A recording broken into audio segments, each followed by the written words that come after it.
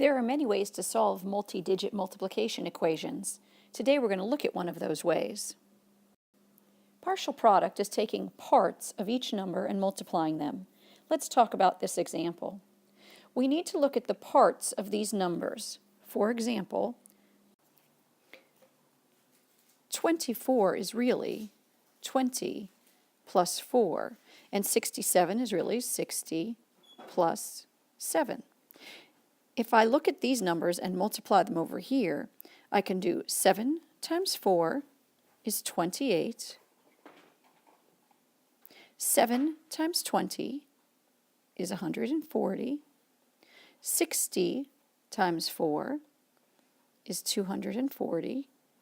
And 60 times 20 is 1,200. Where did all these zeros come from?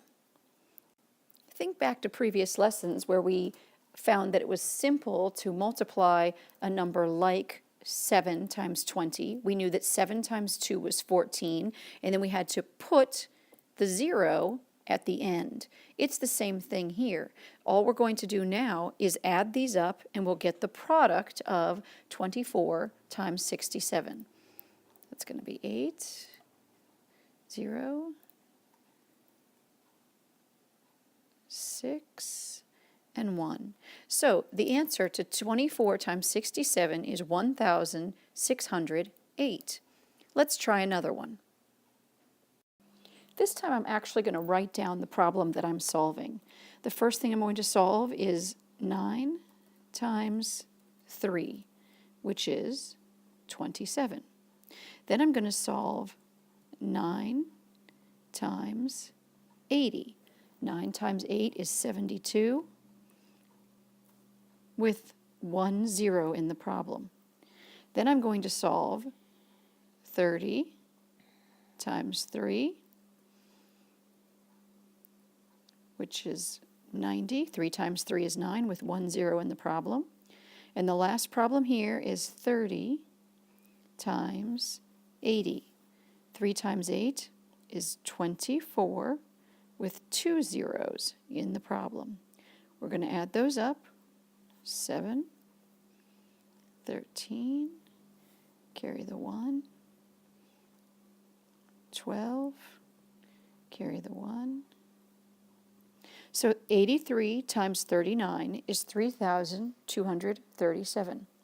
Now in the next slide I'm going to give you a problem. I'd like you to show your work along the side, just like I did here, and then solve it in the partial product way. Then I'll come back and see how you did it. Go ahead and solve this one on your own in partial product and show the problems you're solving on the side. The reason that helps is that then you can see how many zeros are in the problem. How'd you do? Let's see. The first problem we have to solve is 5 times 9, and that's 45. The next problem is 5 times 20. 5 times 2 is 10. And there's 1 0 in the problem, so I'm going to put a 0. The next problem we have to solve is 40 times 9, which is 36, with 1 0 in the problem over here. And then lastly, 40 times 20. Now in this case, there are only 2 zeros, so I'm going to go ahead and put the zeros, and then it's an 8 there. 5, 10, carry the 1, 13, there is a 1 to be carried, so 1,305. How did you do?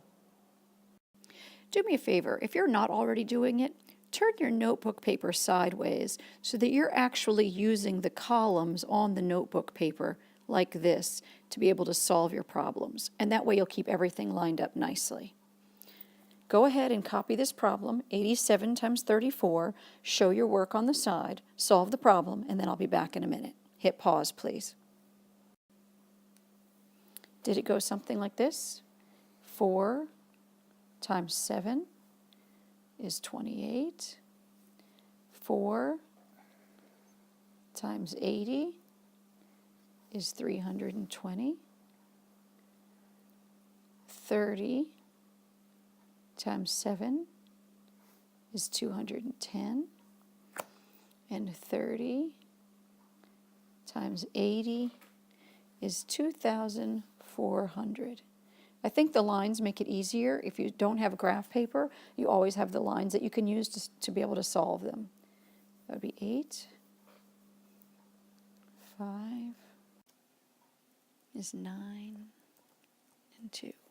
So 87 times 34 is 2,958.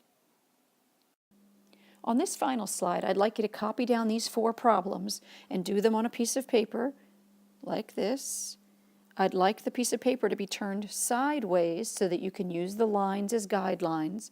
Show your work on the right-hand side, and then bring this in within you. If you need to go back and watch any parts of the video, feel free to do that. I can't wait to see you tomorrow.